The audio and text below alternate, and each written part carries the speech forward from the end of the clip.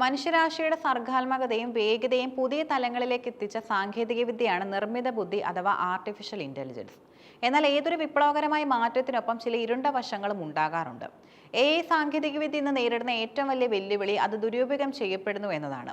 Deep ഫേക്കുകൾ, കൃത്യമായ ശബ്ദരേഖകൾ, വ്യാജ വാർത്താ പ്രചാരണങ്ങൾ എന്നിവയിലൂടെ ജനാധിപത്യത്തെയും വ്യക്തി സ്വാതന്ത്ര്യത്തെയും അട്ടിമറിക്കാൻ ചില ശക്തികൾ ശ്രമിക്കുമ്പോൾ അതിനെ പ്രതിരോധിക്കാൻ ഭാരത സർക്കാർ കൊണ്ടുവന്ന ശക്തമായ ആയുധമാണ് IT അമെൻമെന്റ് റൂൾസ് 2026. 2026 ഫെബ്രുവരി 20 മുതൽ നിലവിൽ വരുന്ന ഈ ചട്ടങ്ങൾ കേവലം ഒരു നിയന്ത്രണമല്ല, മറിച്ച് ഡിജിറ്റൽ പൗരന്മാരുടെ സുരക്ഷ ഉറപ്പാക്കുന്ന ഒരു വിപ്ലവകരമായ മാറ്റമാണ്. പുതിയ നിയമ ഭേദഗതിയിലെ ഏറ്റവും പ്രധാനപ്പെട്ട സവിശേഷത വഴി നിർമ്മിക്കുന്ന ഉള്ളടക്കത്തെ സിന്തറ്റിക്കലി ജനറേറ്റഡ് ഇൻഫർമേഷൻ എന്ന് തരംതിരിച്ചതാണ്.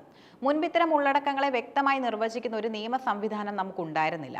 ഒരു സോഫ്റ്റ്വെയറോ അൽഗോരിതമോ ഉപയോഗിച്ച് പൂർണ്ണമായോ ഭാഗികമായോ മാറ്റം വരുത്തിയോ നിർമ്മിച്ചതോ ആയ ഓഡിയോ, വീഡിയോ, ടെക്സ്റ്റ്, ചിത്രങ്ങൾ എന്നിവയാണ് ഇതിന്റെ പരിധിയിൽ വരുന്നത്. ഒരു വ്യക്തി യഥാർത്ഥത്തിൽ പറയാത്ത കാര്യങ്ങൾ അദ്ദേഹം പറഞ്ഞതായി തോന്നിപ്പിക്കുന്ന തരത്തിലുള്ള വോയിസ് ക്ലോണിംഗ്, ഒരാളുടെ മുഖം മറ്റൊരു വീഡിയോയിൽ ചേർക്കുന്ന ഡീപ് ഫേക്കുകൾ എന്നിവയെ നിയമപരമായി നേരിടാൻ ഇത് സഹായിക്കുന്നു. ഡിജിറ്റൽ യുഗത്തിൽ വിവരങ്ങൾ കാട്ടുതീ പോലെയാണ് പടരുന്നത്. ഒരു വ്യാജ വാർത്തയോ അപകീർത്തികരമായ വീഡിയോയോ പ്രചരിച്ചു കഴിഞ്ഞാൽ മിനിറ്റുകൾക്കുള്ളിൽ അത് ലക്ഷക്കണക്കിന് ആളുകളിലേക്ക് എത്തും. മുൻപ് ഇത്തരം ഉള്ളടക്കങ്ങൾ നീക്കം ചെയ്യാൻ സോഷ്യൽ മീഡിയ പ്ലാറ്റ്ഫോമുകൾക്ക് 36 മണിക്കൂർ സമയം ലഭിച്ചിരുന്നു.